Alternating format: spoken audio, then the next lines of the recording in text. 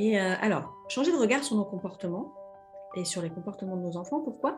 C'est en fait, ce qu'on prend conscience quand on commence la communication non violente, c'est que, on a un premier réflexe très souvent, quand quelque chose ne nous convient pas, hein, quand quelque chose est désagréable pour nous, c'est d'avoir tout de suite beaucoup de jugements dans la tête, hein. Voilà, ça nous traverse, on a des pensées, on a des jugements, on a des interprétations sur l'autre.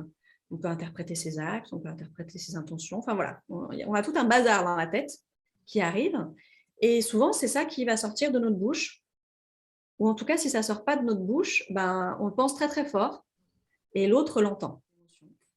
Et ces émotions, c'est le fil direct qui nous emmène à: «Tiens, il y a quelque chose d'important pour moi qui est comblé», si c'est une émotion agréable, ou qui au contraire n'est pas comblé si c'est une émotion désagréable.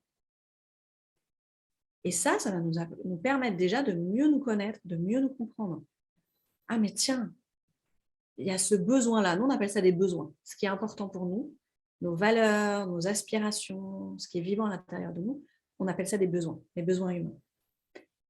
Et puis, on va aussi découvrir que l'autre a des besoins. Et on va essayer de se plugger, de chercher la prise à cet endroit-là, plutôt que d'être ici à vouloir gagner, hein, et à tirer un peu comme ça la corde dans la relation. De l'autre. Son besoin à soi et Besoin. le besoin de l'autre. Ouais. Exactement. Mmh. Parce que déjà, quand on est écouté et entendu chacun, déjà, il y a quelque chose qui est plus tranquille. Mmh. Donc ça nous permet ensuite de pouvoir voir quelle solution on va trouver à partir d'un endroit serein et d'un endroit où on est ensemble, quoi. On est au même endroit, quoi. Il y a la demande. Dernière étape, c'est la demande. Et donc la demande, ça peut être plein de différentes demandes. Parfois, c'est juste une demande de: «Est-ce que tu as compris ce que je t'ai dit? Est-ce que tu serais d'accord de me redire ce que je t'ai dit?» hein. Déjà, on continue à essayer de vérifier qu'on est toujours plugués au même endroit.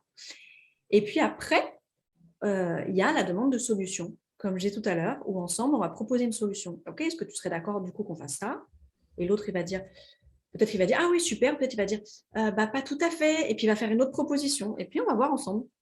Ça, c'est la dernière étape, la demande. C'est Et ça. peut-être qu'on va parler d'accueillir ces émotions Mmh. en se disant: «Mais une émotion, c'est un signal, en fait.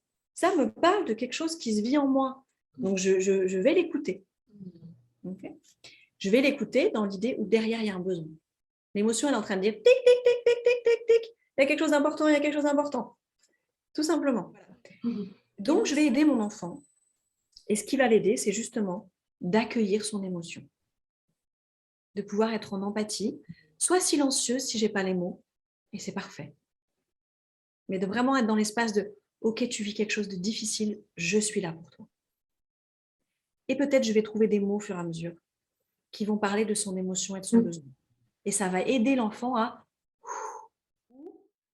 on regarde tout ça, on regarde toutes les croyances qu'on a sur c'est quoi un bon père, c'est quoi une bonne mère, c'est quoi un enfant bien élevé, et puis qu'on déconstruise un peu en se disant: «Mais finalement, est-ce que dans ces croyances-là, il y en a qui sont porteuses pour moi?» parce qu'on peut avoir des croyances qui sont soutenantes, et puis celles où en fait maintenant, mais je vois que ça correspond plus à mes valeurs d'aujourd'hui.